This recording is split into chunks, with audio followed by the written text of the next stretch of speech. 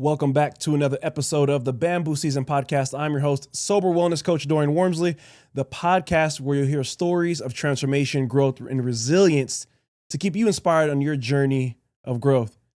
This podcast episode is sponsored by Formulai. Now, there's a lot of supplements out there. You might be confused. You might not know where to start, what's right for you. Formulai's got the answer for you. You take a quick quiz, and they'll recommend personalized supplements for you to take that are science-backed and proven. So no more guessing game, guys. Use the code Dorian and you'll get 10% off your first order. Look at that. We're giving you stuff. Go use it. Speaking of Formulai, I have the founder, co-founder. Sure. Founder, co-founder, CFOO, all of that. He is a veteran or he's still active? Still active. Still active. Mike Shufeldt. Is in the building. Yeah, thanks, buddy. Yeah, thank you. Sorry, I got lost, tongue-tied. So you're still active in the military? In the Air National Guard, so kind of like a reservist style. Okay. Yeah. And how long have you been in the military? I just passed 11 years. Wow, are you going for 20? I don't know. It's a great question. Depends on the day. But I get to fly airplanes, so I'm as long as I can do that, I think it's still worth it. Yeah, so I saw that you fly, you're an A-10 pilot. Yep. What is an A-10 exactly? The A-10 is the Warthog, so it's a kind of the premier close air support air-to-ground aircraft. We protect U.S. and coalition forces on the ground. So if someone's out on the ground getting attacked, they call us in for close air support, and we get them out of a bad way. Damn. Yeah, it's a cool mission. Does it shoot missiles or bullets or both? Both bombs, missiles, bullets. Have you shot them? Yes, I have. Like in real thing or like just practice runs? I just got back from a deployment actually a few months ago and deployed in 2020 as well. So where were you? Are you allowed to say these things? It's a good question. In 2020, I was in Afghanistan toward the end. And then this one, we were kind of supporting that kind of Iraq, Syria area. And you were shooting bombs over there? Or yeah, we did some stuff. There was a lot going on. It was a busy summer. Damn. Yeah. Okay. Now for you, man, I can't imagine how cool it must be to I mean, it's not, it's got to be cool to be in the airplane and just, and then, I mean, yeah, flying the airplane's awesome. Shooting the gun is unlike anything you'll ever do. It shakes the whole jet. Really? But what's more cool is like the actual reason we do it. You know, there's U.S. buddies down there, other nations we're working with, people who are scared, getting shot at. I mean, those are the people that need help. And, I get them on the radio and we can do something to get them out of that situation. That's pretty awesome. Yeah, that is. Hang your hat on it.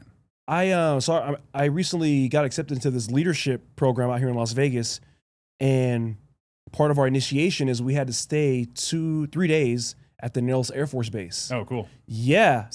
I've spent much time there. And I've lived here for 20 years, and I've never been there. So we went, and they took our phones away. You can't use your phone, and you can't talk about work. For 3 days? Yeah. Wow. I don't know if I'm supposed to even say this, because there's a lot of stuff you're not supposed to talk about after everything that went inside there. Yeah. You don't tell nobody.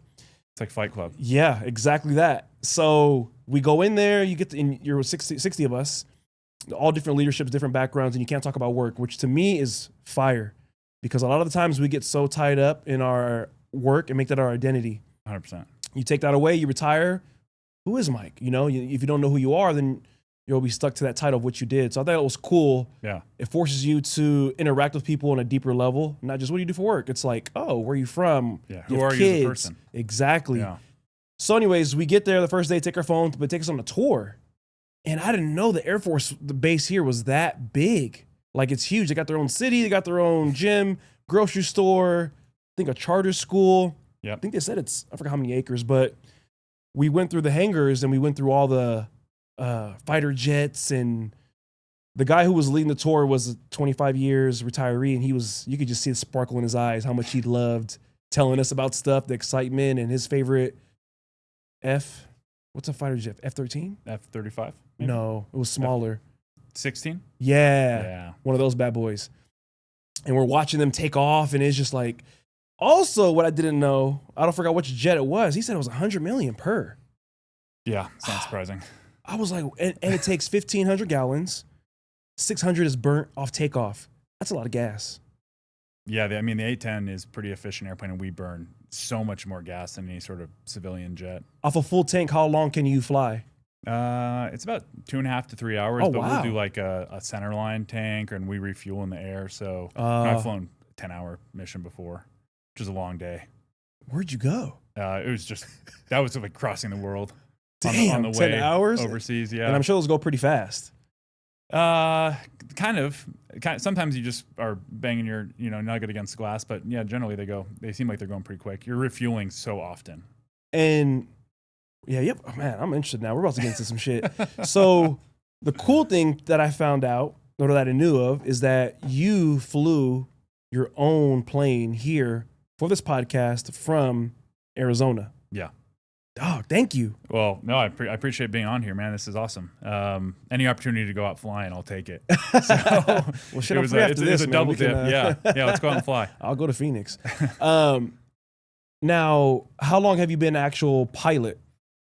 I was really fortunate. My father has been like a civilian general aviation pilot since I think he started training like the year I was born. Yeah. So we were kind of like flying around together, like when I was a kid. He's a physician. So I actually got my pilot's license when I was 17, which was great and kind of built that foundation. I never really expected to do anything with it. It wasn't until I was like toward the end of college that I realized, oh man, I should have done that military thing. Kind of found a way to pull that off, which was awesome. Very lucky. And how old were you when you first joined the military? 24. Oh, so you went a little later after college Yep. and all that? Yep. What was the decision to make you shift that way, or something you always wanted to do? No, I was like kind of a pre-med student in undergrad, and then it was kind of like lucky, fortuitous. I had this coach, the triathlon coach, who was an Air National Guardsman, flew the F-16, like we just talked about, and I remember telling him, I was like, man, I can't believe I didn't do this. Like I'm a pilot. I've always wanted to fly. I've always wanted to serve. And he was telling me, he's like, man, you didn't miss your shot. Like you can still go after this at the end of school. So kind of put all the medicine dreams on hold and committed everything. And it took like 2 years after college to get a slot. It's pretty competitive, but just kind of kept my head down and found a way. So because you already had you already had a license at the time, right? Your pilot license. Yeah. Were you able to? I don't know how it works. Are you able to like not skip steps, but you kind of get pushed into the pilot role in the military as opposed to other people? No, that's a good question. They actually don't really care about that. But in the Air National Guard, which is where I got hired, we like the individual squadron hires members. And so we only look at people that already have their pilot's license. Oh. So to qualify to go in through that way, you got to have it already done.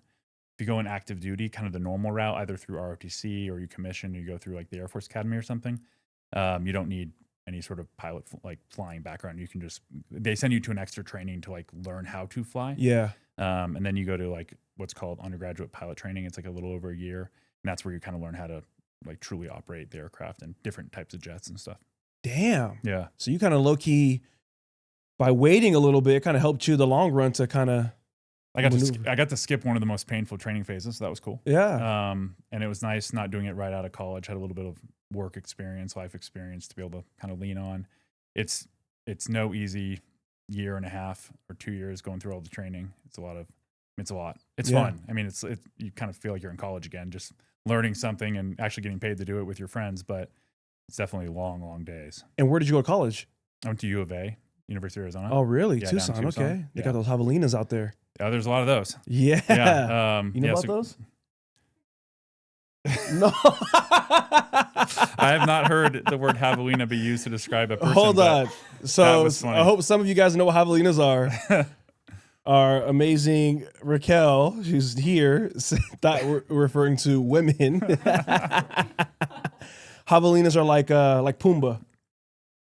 Pumbaa. Yeah, they're like little pigs. They're like little wild hogs. desert pigs. Yeah, But they're like kind of small. Yeah. They're fierce though. Yeah. That's what I was wondering. That's what I was thinking you're saying. I'm like, okay, pretty good. Damn, U of A got those javelinas. So I'm guessing you're from Arizona then? Yeah, I'm from Phoenix. Born and raised, huh? Not born, but raised. Where you born? Illinois. Illinois. Yeah. Is this? Should I give you my social next? Or? Yeah. Hey, I want those military benefits. Don't surprise me. We moved out to Phoenix when I was really young, so I'm from there. Which was a great place to grow up. Yeah. Minus the 120-degree summers, but man, we live here. We understand. Yeah. Have you guys been having crazy monsoons and rains out here lately? Not crazy, but the past week, yeah, it's been a little little rain, not floods, but rain for sure. And it's very, as you know, because in Arizona it gets hot, so it's like humid. Yeah. It's all wet and just like moist. Is the only way to explain it.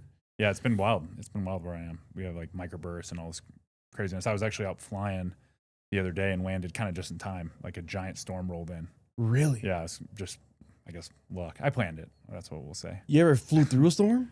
Oh yeah. Those are some of the scarier. Like I was in an A-10 over the Atlantic Ocean. We flew through like an ice storm, and it was not fun. Yeah. What is that?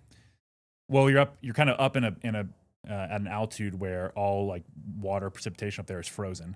So you're just kind of flying through, and it freezes on the wing of the airplane. So you got to get out of that before it locks up. Well, yeah, it'll different types of ice, but it can ruin like the ability for the wing to generate lift. Damn. So all of a sudden you're in big trouble. So Atlantic, baby, that's a Titanic. Yeah, you're not many places to land around there. Oh. Question I want to ask. I was gonna ask the people when I went to that Air Force base, but have you ever done the ejection thing? Have I ever ejected out of an airplane? No. Thank goodness. I hope I don't have to. I wasn't sure if they did practice runs or anything. No, we do different training for like what you do up to the moment you eject, and then what you do like right when you're underneath the parachute. And kind of the moment you pull the handles to you're underneath the parachute, you're just along for the ride. Damn. Hoping you don't pass out. But there's a whole flow to do after you're under a parachute, and like what to do with all your gear and how to land and stuff. We'll train to that, but we don't necessarily like pull the handles and experience that, whatever it is, 10G, shove down the seat. I'll pass that. I'll skip that day. Yeah. Okay, so what is the difference? The International Guard and then the regular Air Force, I guess. Well, wait. Is the International Guard its own thing? The National Guard, the Air National Guard, is a kind of a subcomponent of the Air Force. Oh, so got you. It's really semantics where the money comes from. It doesn't really make a difference. Yeah. There's the Guard, there's the Air Force Reserves, and then there's like the active duty Air Force. They all combine to form the Air Force. Gotcha. But the Guard is like, it lets its members be part-time, kind of flow in and out of part-time, full-time. So I was full-time for 7 years, and I've been part-time for 4 or 5. Ah, so, okay. Yeah, it's cool. It gives you flexibility. No, I highly recommend it. Anyone who wants to go fly airplanes. I got time. There we go. Please. 42 is the cutoff. I got a few years. I got a buddy that's in the Navy. I remember he went right when we got to high school. It's crazy now. He's almost done 20 years. And I remember out of high school, I was thinking about going. I was like, yeah, Navy. Yeah, I'll do it. I have nothing else. I don't know what I'm gonna do. Went and saw the recruiter. They told me about the ASVAB. I took a practice test. They gave me the study guide. And then they told me, you have to go to boot camp, which is, I forgot how long. It's like what is it? 3 months? Yeah, 3 months. Something like that. 12 weeks, something like that. Then you get sent away for school and this and that. And you know the reason why I decided not to do it? Because I was worried about being away from my friends. 17 years old, 18. I was like, man, nah. I'm gonna miss out. 3 months. Like, all my friends are here. And then I go, if I go get my schooling, I go somewhere for 2 years. Like my friends, I don't talk to nobody from my school. And I'm like, I mean, granted, I guess it probably wasn't my journey to go, but that was the main reason I didn't go. Now I see my friend, he's about to finish 20 years now. He's set, the house, financially, and he has a cool job now at the military. I think he just recruits people or something. So to this day, he still tries to get me to go. I'm like, bro, I'm 34, but still got time. But I don't know, man, if it's in the cards right now. It's a big commitment for sure. I mean, it's awesome. I highly recommend people serve if that's meaningful to them and they want to. But it is a lot. And then I even asked ChatGPT. I was like, what are the when I went to the Air Force base more recently and I'm meeting all these people, like it was so the more appreciation for them that I had going to this event and being on base and around all these military people. I got to have dinner I was sitting right next to the head guy there. I don't know what the name is, but like the 1-star general probably. Yeah, on control of the whole Air Force. Yeah. Him and his number 2 is this lady. I forgot her name. But she was fierce. Like you could feel her energy that she was about that action. And we're just having dinner, and I'm having dinner next to him. I'm like, damn, and they're talking about everything. So then I was like, to ChatGPT, I was like, hold on. I was like telling my age and everything. And it was like the reserves is an option. It's like a part-time option. Yeah. But you just don't get paid as much, but you also don't have to do as much, but still get some of the same benefits. And I was like, damn, maybe down the line, we'll see. I didn't think about it until I went there. How cool it was to be a part of that. Like, it's definitely something bigger than yourself. Yeah. Yeah. And I think sometimes a lot of people miss that. That's what causes them to feel unsure of themselves, what to do next in life, because they're not doing nothing more for others or something more than themselves. Yeah. Yeah. I think people are also scared about kind of a lack of control. Like you don't really, particularly if you're active duty, you don't really have control over where you're going to live, where you're going to go, what you're going to do, which is, I mean, it's scary, but kind of believe in the cause. It makes that lack of control palatable. I mean, that's how I fly and like and appreciate the job, because I love the mission and, you know, serving alongside other pilots, my, you know, friends of mine. And, it's a lot of people that go into making the military function. So it's pretty impressive to see it all come together. But I think everyone there like is bought in, like they believe. And if you don't believe, you probably just end up either regretting it or getting out as fast as possible. Damn. Yeah. And I would like to think that you guys become almost like I don't want to say just brotherhood, because I know there's women there, but like a little network of club for life, because you guys understand what it's like to be there and go through it. Yeah, like the Brothers in Arms kind of line. Yeah. Which isn't really men focused. It's just, you know, people in arms, I guess. We're, you know, working together toward a common mission. Like my closest friends personally, you know, I mean, obviously friends from high school, college I'm so close with, but the people I'm closest to on a friendship level are guys I've been in, you know, flown with, been in combat with. Kind of, we've been through some stuff together, you know. You mentioned your dad was a physician and then you started to go pre-med. Was it because, I don't know if he pressured it on you, or was that something that you kind of felt you had to do because he was, you know, in the medical field? No, that's a good question. No, actually funny, both my parents are physicians. And same kind? No, dad's emergency medicine and mom is internal medicine. So very different, kind of, you know, inch deep, mile wide, and like a mile deep, inch wide. They're like, one's super focused, one's much more broad. But no, I was lucky. I did some internships and I worked in some medical clinics and I worked in a lab, and just, yeah, I was and still am passionate about health and wellness and taking care of people. The funny thing is I kind of went into the Air Force and did the one job, although looking at it from outside in, it doesn't seem like it. It kind of is a very similar mindset of being a physician is, you know, we as A-10 pilots are taking care of that 18-year-old kid on the ground who has a radio that's scared, that, you know, needs to get bailed out, needs to have their life saved. And A-10 can roll in and, you know, we have this unbelievable weapon. We fly and, you know, put ordnance on the ground to get that kid, you know, or that group of people out of there. And that's pretty cool. Damn. So for me, it's kind of checks the same box, if you will. But, you know, I've kind of pivoted my civilian career around the health and wellness world and, you know, healthcare investing and stuff. So still tried to stay in that field and have, you know, feel passionate about it, but didn't feel like being a personal like operator or practitioner of medicine made sense. Yeah. For me. So what was their reaction to when you decided you were going to do the military? Was it supportive, kind of like, oh man, we wanted you to be a doctor? Or yeah, it's funny. This to me is a lesson on how to treat your kids. I have a daughter and I hope I can be this open, understanding. They were super understanding. Like, dude, if you're not 100% in, don't do it. Because much like going to pilot training and doing the Air Force thing and the commitment, like you have to be all in to get through it and to do well in med school. I mean, that is a lot of work. And I think doing it for the wrong reasons is, I mean, do you get paid well as a physician? Yeah, but you also like, you're working and you're taking care of sick people and you have to really love it. I didn't feel that passion. So they both said, don't do it then. And they knew I loved aviation and flying. And so it made sense. It was a good fit.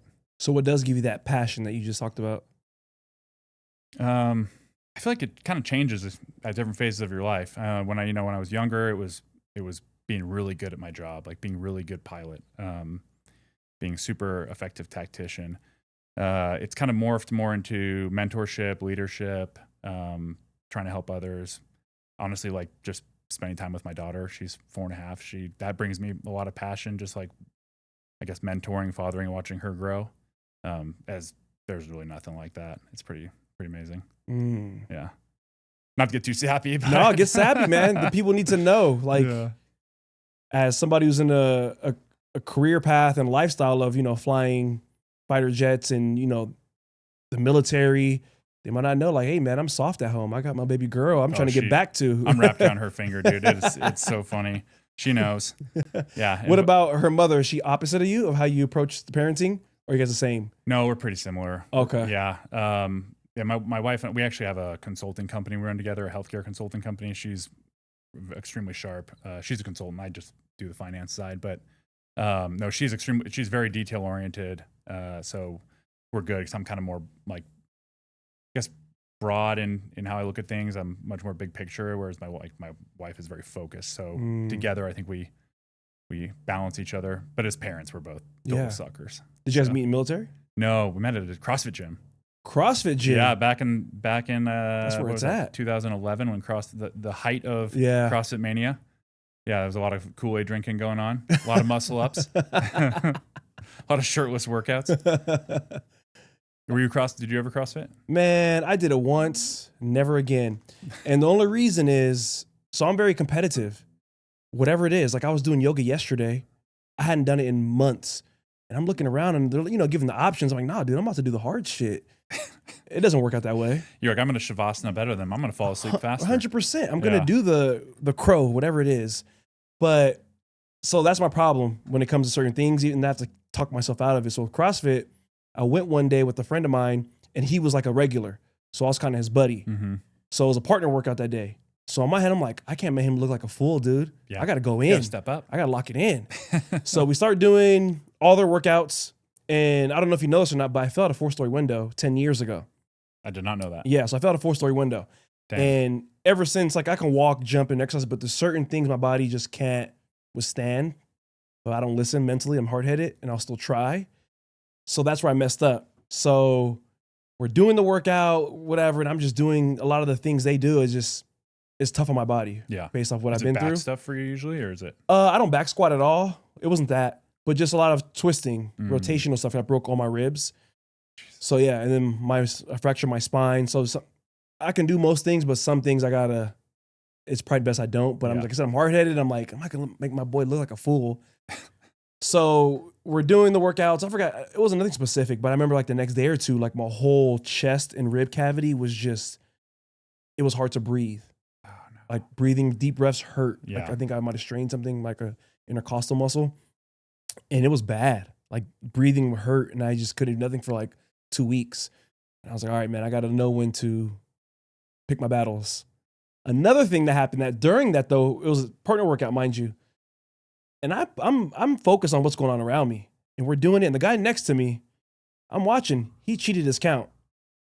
So I'm watching him. There's a lot of that. So I'm trying to go, and I'm looking. Okay, I'm right ahead of him. Let me go. And I know I'm ahead of him by a few because I'm counting. And he stopped way before me, and I was like, okay, you're one of those. Yep. I don't even need to compete with you, bro. Put your shirt back on. What's his name? Wesley, Will, something like that. He'll see this, hopefully, if he does. Yeah. Strip CrossFit. I remember you, buddy. Yeah, I'll never forget, cheater. But anyways, but I get the hype, you know what I mean? Like, yeah. I think the biggest thing around that is the community aspect.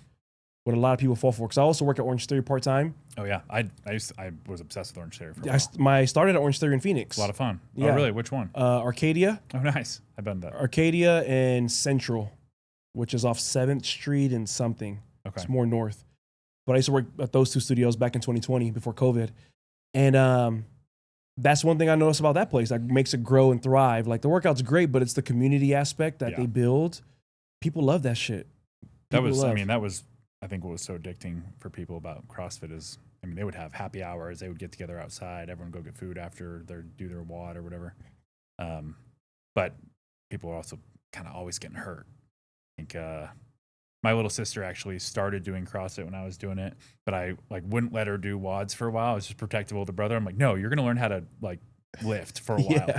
So we just worked on form for months before she was actually did a CrossFit workout, but it paid off because she got into it and got pretty good pretty fast and never got hurt. So that's the thing that bothers me though, is really any of these fad workouts is you get people that'll just be throwing weight around or trying to do something they're not ready for, or have terrible form, and there's not coaches there that are walking them through or hand holding them on it, and just leads to long injury and kind of ruins working out and being healthy. Yeah, because when you get injured, as I've gotten older, I noticed the recovery's longer. Oh yeah. You know what I mean? And then I eat. When I get hurt and I can't work out, I eat. I'm one of those people. Or you continue to eat. That makes me feel better. Kind of the same amount of food you would, but you're not burning calories anymore. And oh man, that happened to me with Pilates. Oh right. Yeah, so I teach Pilates now. And as I'm going through my instructor course, I just take as many classes as possible. So I went like 1 month of just classes, one to two classes a day. I lifted maybe once a week at that point, but I wasn't eating less. So I did notice during that month, I gained a little more body fat or a little more weight in general. Yeah. And it made sense because with Pilates, as great as it is, it doesn't put that much stress on your body to where you're burning or building muscle like that. Burn as many calories. Yeah. So I was like, oh, okay. I didn't think about it during the time. And I like what you said about people, how things become dangerous with exercising, you know, and I see it a lot with social media. I'm sure you do as well with influencers, things like that, is people want to make it look a certain way, look cool, fun. Oh my God. And make things, that's how you get hurt though. Because people who aren't used to working out might see it, think it's cool and try it. They go home and now they throw their back out, throw their shoulder out, knee, hip, and then you're toast. Yeah, exactly. Like most of those people, either it's a multiple takes to get that one take, or they warmed up a ton before they did it, or they've been doing this for years. You can get yourself hurt really fast. Really, I mean, we were kind of just laughing about this on the way over here. It's like anytime you get hurt, it's like you put all this effort into trying to, get jacked or whatever, hit a new PR, and then you get hurt and you're months out, and then you're like back to the beginning. Yeah. Like, oh my God, what have I done? So now I'm kind of scared. I lift more conservatively than I ever used to. 100%. I'm the same way, especially with what my body's been through. To make it to this point, be able to walk and talk and do the things I do, I have to catch myself when I have certain days where I'm like, okay, I'm gonna go super heavy but I minimize those days because my body just can't withstand that too much. I'd rather focus on working out to maintain health, be able to walk, wake up, not wake up with pain. Because if I get injured, I work for myself. So if I can't train my clients, exactly. And that happened before. I remember I tried to play adult league basketball. I ain't played basketball in years. I went out there with the wrong shoes and everything, tore my meniscus, had huge blisters on my feet, and I couldn't work for like 3 days because I couldn't walk. It's not embarrassing. Like being in your 30s, we had like a flag football game, or touch football game with me and a bunch of the guys when we were on a military trip, and like the next day we're all limping. We all work out all the time, but when was the last time you sprinted as hard as you could 100 yards? Like for me, it's been a little bit. Yeah. And I was in Ouchtown the next day, like limping around. I was like, God, this is so embarrassing. That's what I will say is cool about CrossFit though, because you kind of move and work out in different planes of motion. Yeah. Because like you just said, like even though I work out, it's always up side to side. But if you're doing basketball or football, it's a lot of quick directional changes and you're twisting and you start to notice you'll get sore in places you forgot about, especially like your side. Oh. So you mentioned you met your wife there, and then you guys have a wellness consulting? No, we have a healthcare consulting company. Healthcare consulting. Like consults big healthcare organizations. Okay. That's just I'm sure I'm like you. It sounds like you. I just do a lot of things. Yeah. Keep busy. No, on the wellness side, the brand that I'm actually wearing the shirt of, Formulai. Yeah. That's a wellness brand, kind of a wellness marketplace / hub for people to kind of use AI and their own personal desires or their own goals to kind of help find products, either supplement products or just health and wellness products that match their needs, that are, science backed and not overhyped and typically not, high quality. So they maybe don't have the marketing budget to be super loud. So we're trying to be the place where people can find awesome products that'll work for them. What drove you to start this? It's kind of a non-standard origin story, or maybe it is standard. Like a lot of startups, where someone is frustrated with something, and they're like, "I got to find a fix for this." And for me, I was kind of early 30s, new dad, tired, didn't have as much time to like research things or to focus on my own health, and I kind of got into the like athletic greens kind of world. So I was started taking supplements, took athletic greens, and then I met a friend of mine, my co-founder of Formulai, and he's like, oh yeah, dude, he's a big biohacker, longevity guy. His name's Nick, and Nick asked me. Shout out to Nick. Yeah, shout out to Nick. Where are you, buddy? You should be here. Yeah, what's his name? Nick what? Nick Harris. Nick Harris. Yeah, we'll get you on next, buddy. I offered him to fly with me. He said he didn't trust me in the airplane. So whoa. Yeah. Huh. We're gonna have those are fighting words. No, he's a kind of big biohacker dude, and he was like, asked me what supplements I took, and I told him athletic greens, and he was like, nah, dude, that's not high quality. and kind of just went down this this rabbit hole of like what are like the most popular brands of supplements, multivitamins, like what's in them, and how can we make them better? It turns out the loudest ones you see on social media and stuff are typically the worst, because they use really low quality ingredients. So they have these massive marketing budgets and they just dump it into, Meta and Google ads instead of focusing on like quality of the product, or like clinical studies, or, anything substantial. So, that kind of made us mad. So we were first like, let's create our own product. That's kind of like a one size fits all supplement product. We did that. It's called Formulai AI1, all in one. Bit of a, that's good. Yeah, I kind of like it. I always laugh because it's like AG1 is Athletic Greens, and I'm like, that's not why we named it. And that's a great product, but we realized like that just really solves the needs for one group. It's kind of the all-in-one group, and there are so many people out there that have different wellness goals, and there's not a good place for them to learn or to have like good products kind of put in front of their face based on what they want. So he's a big AI guy, so he built out this really cool like proprietary AI quiz that you could go on there and it could give you a supplement stack that would help you achieve your goals. Maybe that's like weightlifting, or maybe it's sleep, or maybe it's gut health or mobility. So you can kind of put in your wellness goals, and it'll build you a super stack of different things to take that'll help you kind of achieve those. I think that's beautiful. I've taken the test. I've done it. It was what I do like is the quiz was short. Yeah. When she sent it to me and said it's quick, been there, done that. People say all the time. And I'm sorry to say, but it's the way we are as humans. Like when things are too many steps, we're less likely to follow through. Yeah. Like if you're doing it's been a while since I did a job application, but do a job application, you do everything, and then it's like, oh, well, input your history after you put your resume. Like, come on, dude. In every place you've ever lived. I don't want to. Yeah, I don't want the job no more. Fuck it. I'm donate plasma. We were laughing about it too. It's a bit of a fine line, because you want it comprehensive enough that it's actually collecting enough information that it can give you a real result. You take a lot of these quizzes on a lot of these wellness products online, and it's like a 3-question quiz, and it's just going to push you to their single product. Yeah. Like, is this really that helpful? Like, why did I take this quiz? Put me on a landing page. I like what you said about the companies, the biggest, loudest ones, put the least amount into their actual product and more on the marketing. Yeah. I have a friend who's an attorney, and I talked about this with her. It's the same thing. It's like, it's unfortunate we're in a time in life where marketing makes us believe that's the best option. Yep. Right? Because if you want let me ask you this. If you wanted a fire, like grade A, amazing cheeseburger, where would you go?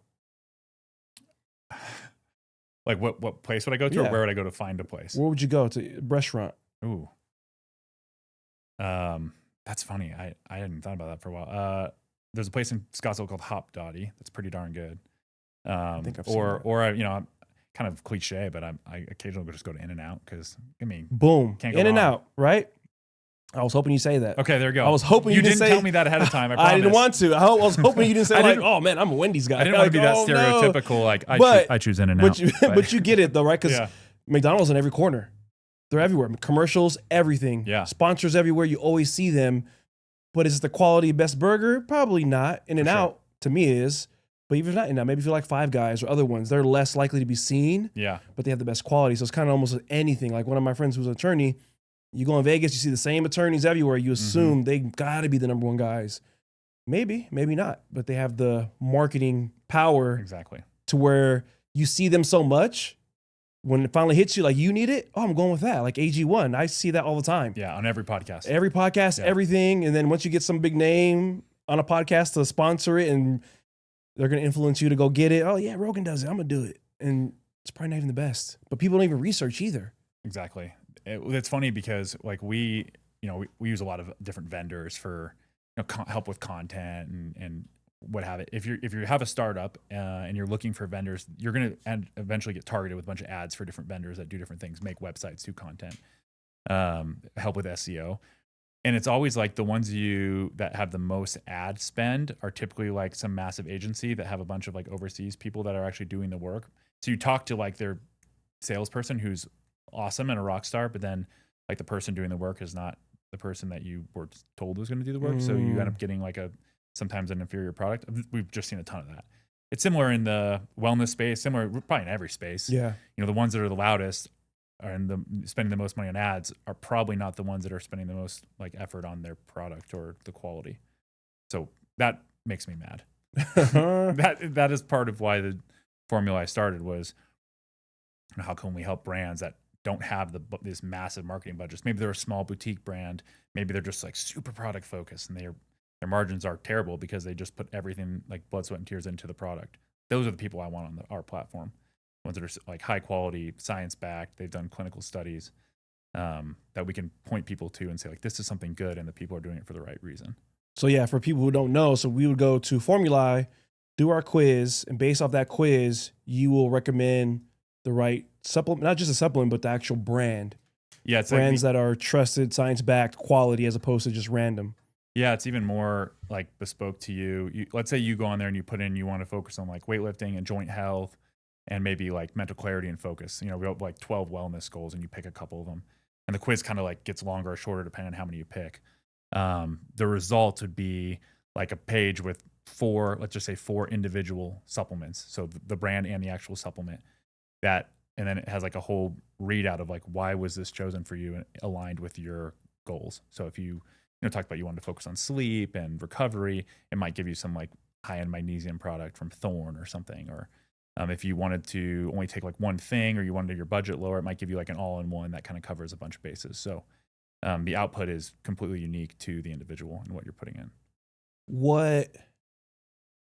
What triggered your passion or fire for wellness? Yeah, that's a good question. Obviously the kind of healthcare background that I come from, that I was interested in when I was younger, helps. I think there is a lot of money wasted in the health and wellness world, and there's a lot of snake oil salesmen and people getting duped. I personally got really mad when I learned about actually this isn't even as true as it used to be, but the version of Athletic Greens that I took a couple of years ago, like every single form of every vitamin was just like kind of crappy.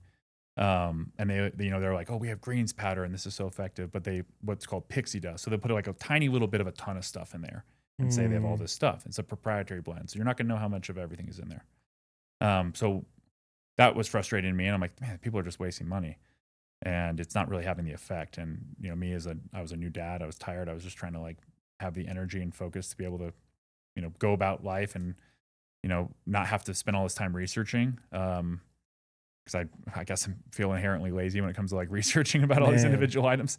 And so we created our first product, and just like everything we put in there was clinically dosed. We used the highest quality vitamin forms you could buy. I'm sure our margins are way worse than Athletic Greens, but I think it's totally worth it. And I take it every day. Feel great. How long have you guys been popping or going live? We launched our first product, AI1, a year ago. Okay. And then we kind of like focused more on this marketplace, bringing on really cool brands. We brought on Raquel, who's in the studio with us. She's a total rock star, and she comes from Zappos. Yeah, I've grown fond of her. She's all right. Dorian's like, eh. And she has a marketplace background and has really helped us find these amazing brands that want to work with us and has told their story. So that's been about, 6 months or so since we went kind of that direction. So yeah, we're a startup. It's a work in progress, but I'm happy where we are. Yeah. Yeah. It's good. It's going. Stick the course. Yeah, buddy. Gotta go. Wherever they, that's one thing they say too. What's the saying? First 5 years, no money or whatever. I have a client. She's a businesswoman. She owns her own franchise, and we had the same mindset of thinking like, why believe that? Right? That's something they say. Maybe it's a statistic, but I think sometimes people accept certain statistics and thoughts that they're permanent or they're set in stone. Yeah. Because she was like, no, I'm not going to be one of those people where they say the first 5 years, why can't I make money the first year, the second year, the third year? And I think sometimes people use that as a way to allow themselves to kind of ease into it. Well, first 5 years, you're not supposed to make money anyway. Yeah. I got exactly. Yeah. That's another thing. Hold on. It's something that I hate seeing sometimes. There'll be like a post on social media and it'll be like all these successful people, Oprah, Henry Ford, all these people. And it's like, oh, at this age, they were doing this. Yeah. At this age, Oprah got fired. And I think it's great to use as inspiration, but I think some people see it, and like same thing we just said, it allows them like, oh, I'm good. I got time. I'm only 26. Oprah wasn't bound to 35. Nah, dog, that's not how it works.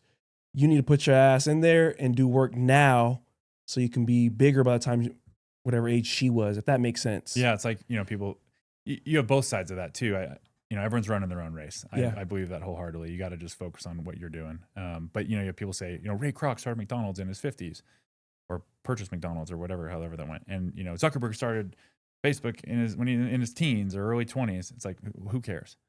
Like, you have to do you and take the hand you're dealt and kick ass. And I think I personally try to make as few excuses as possible and just have a positive attitude about whatever I'm doing. And sometimes people don't even go through the full story or scope of things. Exactly. Oh, yeah. You know what I mean? You don't know the upbringing. How many failures did it take to get all that? To that like, success? what's KFC? I think he was 65 or something when he first did his thing. Wow. 60, 65, something like that. Another thing I've realized, I heard from one of my favorite speakers, Eric Thomas, how people like to ask successful people, like, what books did you read? Mm. And it makes sense, right? Yeah. Like, hey, you're successful. What books did you read? And Eric Thomas said somebody came to him and asked him that. He's like, why? Why do you want to know that? Do you want to become a speaker? Just because I'm successful where I'm at, that doesn't mean my books are going to help you, because we don't even have the same mindset. Yep. So that's why in my head, when I hear people, Warren Buffett or whoever, say their books, I don't want to do exactly what he did. I want his success, but I'm not trying to be whatever it is he did, if that makes sense. I want to be a speaker. So I'm going to read all the books I can on communication, emotions, how to control a crowd, leadership, because that's more towards what I want to be, as opposed to trying to find out Oprah, what did you read? I don't want to be a newscaster, reporter. Well, I guess podcast kind of am, but you get what I'm saying. Yeah, it's always easy to connect the dots backwards. Look at someone who's successful, or look at your own success and be like, that makes total sense because of X, Y, and Z. But in the moment, how could you know that? So I think the only way to do it is just keep your head down and just, be positive and keep on coming back from failure, or keep on coming back from getting knocked down. And another important thing, I got them on my head today, is I think it's important that people shift their mindset as opposed to their actions. Because you see somebody successful, man, he was getting up at 3 a.m. every day, or man, he was doing this every day. Just because you repeat those actions doesn't mean you get the same result. Because I don't got the mindset Mike has. Mike has a mindset, he's going at 3 a.m. because he has to work out before his daughter wakes up. Mm-hmm. And if that means you're going to get done regardless, because you have no choice. Yeah. Me, if I just try to do it 3 a.m. just because you did it, one day I might feel tired. 3:30 today. But because I don't have a daughter who I got to support and care for, it's easy for me to take the foot off the pedal. And I think a lot of people try to get everybody's, what's your daily routine? What's this? And I'm like, nah, dude, you got to make your own and find your own why and change your mindset on why you're doing things, as opposed to just trying to mimic somebody. Yeah. Yeah, I'll just caveat that I do not get up at 3 a.m. Let me hype you up, man. I'm an afternoon workout. You need to let them know. Yeah, I'm not that high speed. You can show your daughter this podcast when she gets older. Like, remember, look, I was waking up at 3 a.m. I was working out before you got up every day. Yeah, she'd be like, you're a liar. No, it is. We're all, like you said, we're kind of all doing our own thing. We're all running our own race. You just got to find what works for you. There's a lot of interesting studies even now about sleep and sleep patterns. Everyone says you got to be in the 5 a.m. club or whatever, but there are true differences in people where some people, like, getting up early just does not work for them. They're more night owls. Like, I personally would much rather stay up late. Like, I work typically late at night. Yeah. And then not get up really early. Whereas, like, my old man, he gets up at 4 every day. And he, I'll chat with him. He's like, oh, I've been up since 4. I've done X, Y, and Z. What have you done? I'm like, dude, I just rolled out of bed. But you'll go to bed at 8 or 9 and I'll be up till midnight. So, it's might as well not compare. No, I think it's great or important people to find what works for them and to stick with it on a consistent basis with a high level. Consistency is key. Rather it's 5 a.m. waking up or it's 2 p.m. because I'm not a late owl. I can't. I start falling asleep by 9 o'clock. I'm not a super early person. I wake up at 6, but I get what you're saying. Different strokes for different folks, as they say. Yeah. So something you mentioned was, speaking of questionnaires, I think you filling out mine. Yeah, you're welcome. There's a lot of questions. Because what I've come to realize is people send me their bios And for the most part, they make it a professional bio. Mm-hmm. And I don't want that. I want to know the deeper internal things about this human so the conversation could be just flow a little better. Yeah. As opposed to just. There's only work talk. Yeah. It's like it's like when you went to Nellis. Yeah, exactly. Yeah, no work talk. I don't want to talk about work. Yeah, well, I should just take my shirt off. No, well, you're here because of work. That's kind of weird. Yeah. Dang it. But yeah, I appreciate you filling that out. And where was I going with this? Oh, you mentioned in there, because I asked the question, you said you never had a rock bottom. Can you touch on that a little bit? Well, or break down what you meant? Yeah. It's kind of like what we were saying. I mean, everything's relative. Everyone's kind of running their own race. I try to frame things. I look at life as like attitude is everything. You know, my dad said this to me when I was a kid, and it kind of stuck with me. There's a really interesting quote by Viktor Frankl, who was, a Holocaust survivor, about like all these things can happen to you. The one thing you can control is like how you react to it. It's your mindset. No one can take that away from you. No one can control your mindset. So I just try to look at every failure, every misstep, everything that's gone wrong, and try to see like a positive light. Like, what have I learned from it? What have I gained?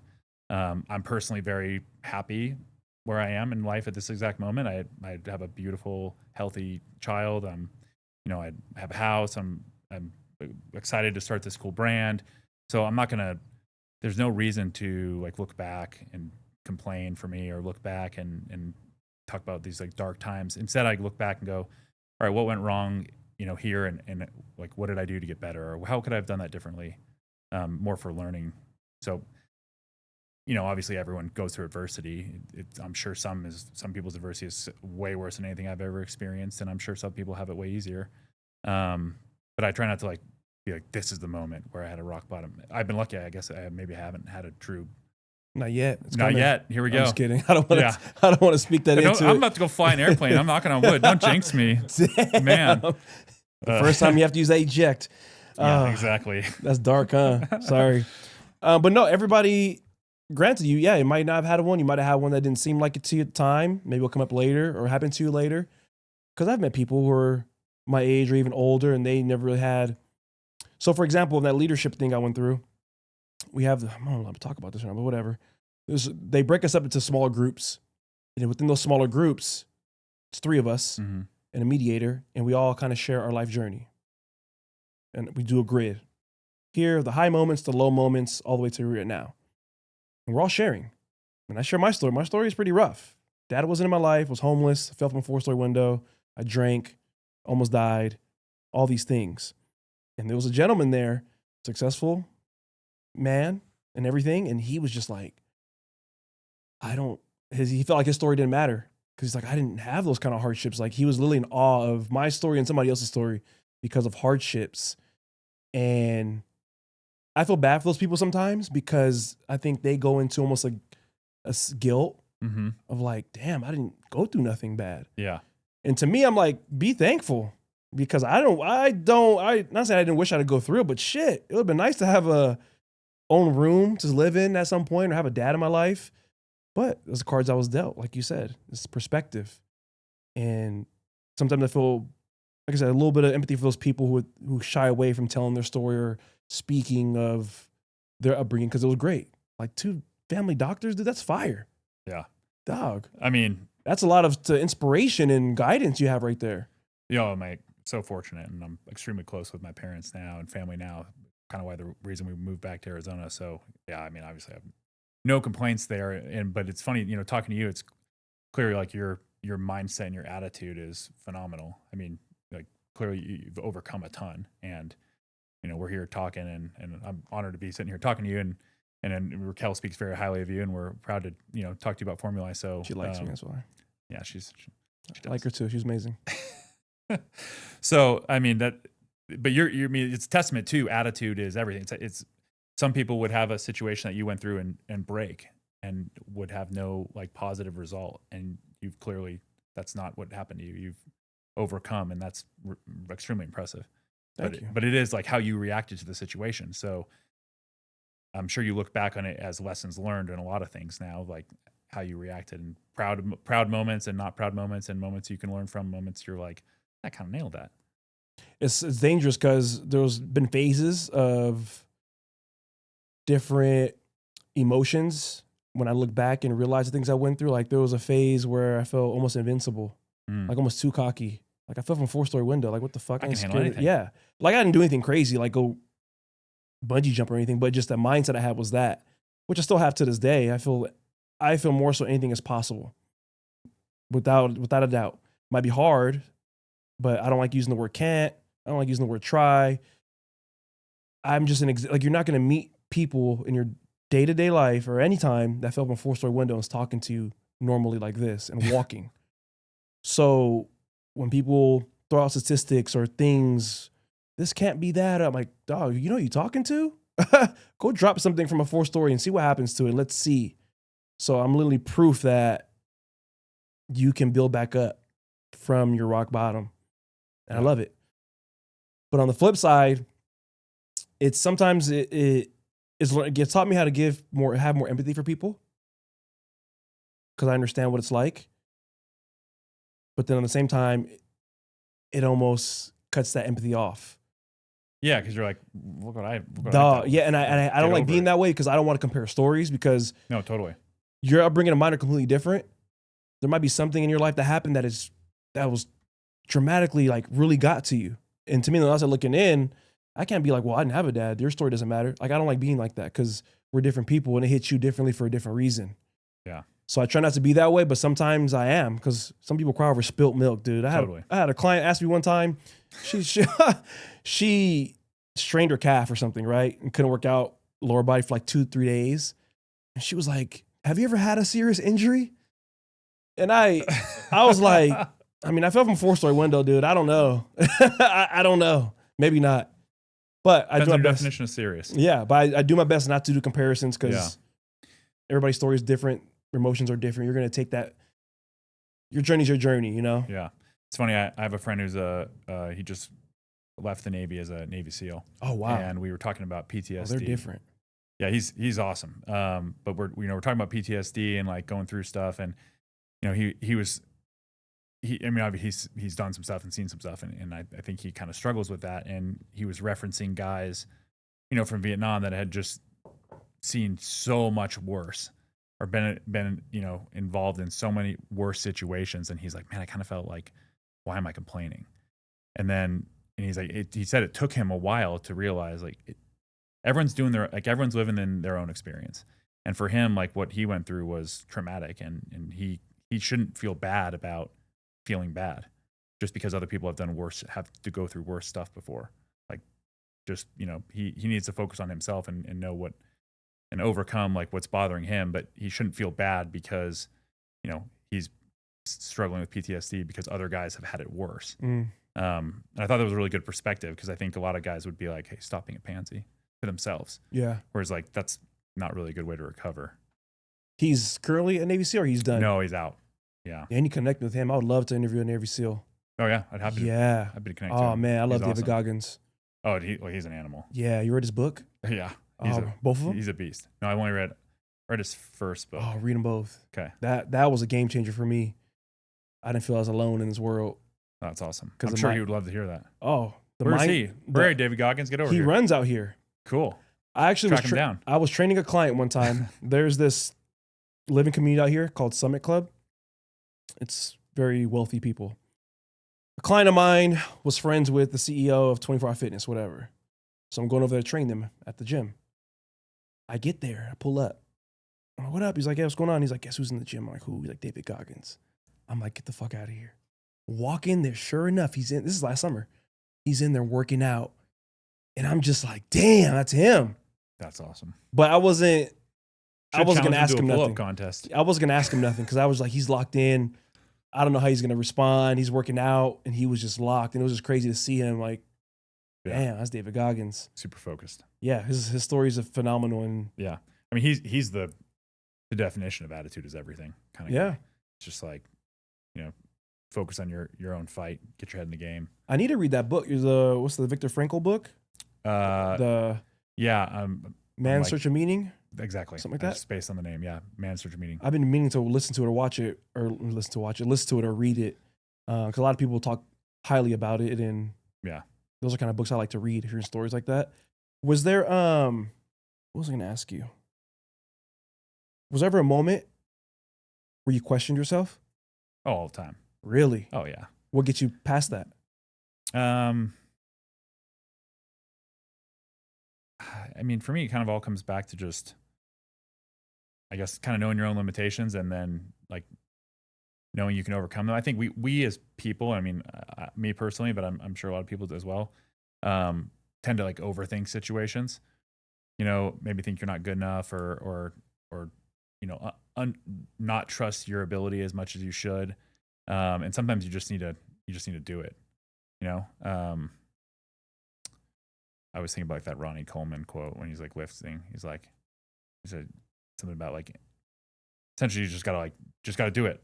You know, I love how, you know, he's yelling lightweight baby. Yeah, that's my favorite. You know, we used to always yell that when I was younger, but it's just like, sometimes you just gotta put your head down and like stop complaining to yourself and just get after it. And typically when I feel, you know, stress or like something's not gonna work out, it's like, well, you might as well give it a shot. I mean, like anyone, I've obviously experienced plenty of failure. When I was trying to get hired to fly A-10s, it took like 7 attempts, like interviewing at different squadrons. And the funny thing is, like, the first one I went to, did the interview, and they were like, "Great job, you know, you're our alternate." So number 2 out of like 25 interviewees. I was really stoked. I was kind of patting myself on the back, like, all right, you're gonna get hired on the next one for sure. I go out for the next interview and do the interview board and the whole process, and I get a call back a couple days later, and they're like, "Dude, you were really bad. Damn. Like, you were the bottom. Damn. You have a lot to work on. You don't know how to interview at all." I was like, "Oh, all right." That sucks. And I go to the next interview. Now I'm really nervous, and the next one went great, and I like end up being like the alternate again, number 2. And I was like, okay, well, I kind of figured it out. Next one, dead last. So sometimes things aren't going to work out, and the only way to really like be successful is just to keep attempting. You know, like learn what you can from the failure. Like try to debrief yourself. You know, be adaptable to what you did wrong, and then go at it again. So I try to think about that moment anytime I'm questioning myself. Like, dude, just keep at it, and it'll work out. Or if it doesn't, you know, look back on it and maybe connecting dots backwards, you won't have wanted that, or it was better it didn't work out. So I don't know. What about yourself? What? Like when you have moments where you feel, oh man, like, you know, am I good enough or am I good enough? How do you handle that? I ask myself, am I gonna be a bitch today? Well, I should have used that answer. That was a way better answer. Way faster. It's that simple. I really do. Like I said, with the things I've been through in life, there's nothing, I don't know what can happen more that'll make me like get that crumbled down. Maybe I've had moments of like, damn, but I'm like, it is what it is. You can't change certain things. You got to just accept it. It's hard, but I'm willing to go through that hard pain of hurt, whether it's losing money or losing a loved one, not a loved one like death, but like a girlfriend or something, or things that hurt. I accept it. Like that's just the way my life's panning, and I'm willing to go through that storm of pain and upset. And some people aren't, you know, they think they need to feel good all the time, and you don't. It's okay to feel like shit. It doesn't mean you stop. But that's usually what I ask myself is I stop being a bitch, and that gets me going. That's why sometimes with group fitness, it doesn't always work for me, because that's kind of the typical motivation. You got this. Let's go. Yeah. That pisses me off. There's also kind of a lack of accountability when you can kind of fall into the crowd. Kind of sometimes better just to be like one-on-one or in your own head. Yeah. Focused. But I like people who talk to me, not crazy, but call me a bitch. Like tell me stop fucking crying. Tell me stop whatever. Call me some names. You think might hurt my feelings. They won't. I got thick skin, but that's the kind of motivation I like and need. Yeah. I went on this hike. We're up here in like 3 minutes. I went on this hike in Colorado Springs. It's called the Manitou Incline. So it's an incline 1 mile up in the air, or 1 mile stepwise, but the elevations all the way up. So when you're up top, it's like steep. And I remember like, I got this. Like I watch people run up and down, old people. We're going, and on the steps, it has the numbers. It's overall 2,800 steps. Is it numbers completed or numbers remaining? Completed. Okay. So once you get to 500, you see it thinks it's 500. There's certain marks. So I'm like, cool, 500. We're like 5 minutes in. Let's go. Starting to get steeper. We got to 15. I started panicking. I got in my head. I'm like, I looked back. I'm like, oh my God. I'm like, if we get stuck here, they can't come save us. Like if they come save us, it's going to take time. It's going to be in a helicopter. Exactly. Because they can't, the fire station's downstairs, but they can't get that, if something happens. But nothing was going to happen. But I started panicking and getting in my head. And I'm like, damn, dude, they have turnoffs. So if I wanted to turn off, I can get off and then loop down a little trail. And I'm up there with a friend. And I'm just sitting there thinking, trying to get myself together. And she keeps hitting me with that motivation. You got this. Come on. And in my head, I was like, man, if you don't shut the hell up, please. Tell me stop being a bitch. But it should have only took me probably 45 minutes. It took me like 2 hours to get up. I'll have to go try that to the top. Oh, it's hard. And it's what the thing that got me going too is when I'm sitting there, I watched an old lady with a cane pass me up and come back down as I'm dying, crying in my feelings. I saw people run up and down, no water bottle, no phone. I'm like, what's wrong with y'all? But by the time you get to the top and you look down, it's like, wow. That's cool. But it's a long way back down on the back end. Is there any book or person that helped you become a better leader? Good question. I've been fortunate in my military career, seeing like exceptional leaders, going to combat with the, guys in our squadron and kind of seeing leadership there and step up during adversity. I'm trying to think if there's, that's awesome because it's kind of firsthand like accounts of and watching people like lead. I'm trying to think of a good book. So bad with the names of books, honestly. Everyone always has these books off the top of their head, and then I can never think of any. Do you have a go-to for leadership or growth? David Goggins. No, there was a real good book. It's by Robin Sharma.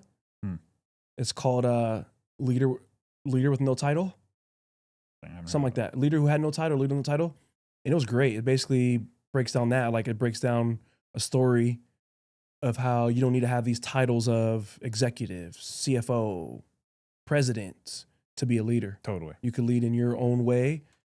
Because, I'm sure throughout your lifetime, you've met people who had those titles and you're like, dude, you're not a leader. You just got a title. We always say that, manager versus leader, very different. Yeah. Manager is like tied to like your role or your title, the bean counter, but leadership is like something inherent and it doesn't matter what position you are in the hierarchy. You could be at the bottom of the totem pole and still be a leader and kind of inspire people.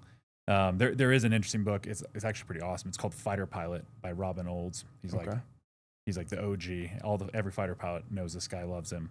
I'm sure his picture's up at Nellis somewhere. And he led a squadron, I think a wing in Vietnam, and flew an unbelievable amount of combat sorties. And he was a servant leader. He led from the front. He's just a total rock star. Talked about attitude and the attitude of a fighter pilot and the expectation of being a wingman and being there for your fellow aviators. So I'd say that probably is one of those books that at a different point in my life that has really helped me kind of think about leadership as an aviator and as an officer in the military, and that does translate to the civilian world pretty well. If you ever look for somebody else, John C. Maxwell. Okay. He's good. Leadership and communication. Cool. And ask Raquel to send you the podcast I sent her because they're good. The episodes are good too, but those actual podcasts, the episodes I sent her are real good. John C. Maxwell, you said? John C. Maxwell, yeah, he's the guy known for leadership books, and I think he's written 7 of the top 20 leadership books or communication. He's an older gentleman. His communication is phenomenal. So if you're ever looking for more leadership things, I appreciate it. That's all right. So we'll wrap up here in a second. Ask you, who'd you vote for? I'm just kidding. That's a plot twist, dude. No. What? Is there a quote you live by, and why? I have a handful of quotes that I kind of like to go after. I mean, I kind of try to live by a bit of a creed. It's like, you need to be adaptable in everything you do. You need to be accountable. And you need to not take yourself too seriously. I think that is what I've seen in people that are the most successful. They kind of have those traits. They're able to adapt to situations. They're able to change on the fly. They're humble enough that they're not going to get, you know, their feelings hurt if what they're doing is not working. They're just going to be reactive and you know, learn from mistakes. Accountable, obviously, everything you do should be debriefable and you should learn from. Kind of, we've talked about failure and how do you respond to it. And then don't take yourself too seriously. I mean, everything that I've done is I've tried to make it fun, and you know, people with, you know, thin skin and big ego don't do well in this world, although some have in the public sphere. But generally they don't do well if you have a thin skin and a big ego. I think it's better to be humble and be able to laugh at yourself. So not as much a quote, but kind of a frame of mind. That's good. Quote, or whatever it is, a mantra, tattoo, a prayer, whatever works. I'll come in tattooed on my face next time. Dude, that's crazy. You'll go viral. Anything you want to leave the audience with about Formulai or anything you have coming up? You can look at this camera here if you want. Talk to them directly. Don't get nervous. Oh, okay. Not talking to you. Yeah, up to you. No, I mean, we are really excited about Formulai. This is a great platform. I mean, the whole point is to serve our customer and people out there who want to learn about wellness and maybe don't want to spend all this time going down the rabbit hole. Go to myformulai.com, take our quiz, see what your super stack is, and you know, we'd love to have any feedback as well. We're learning. We're always trying to make things better. So, well, my man Mike, I appreciate you flying out. Yeah, Dorian, thank you very much. In your own thing. Next time, let me know if you got the little 2-seater. I'll come. Yeah, we'll meet at the runway next time. Yeah, Awesome. Appreciate you, Mike. I will tag Formulai into the description of this podcast. And yeah, I'm already on there. So remember, use code Dorian. You get 10% off. Get your stack. Before I leave you with your favorite part, the word.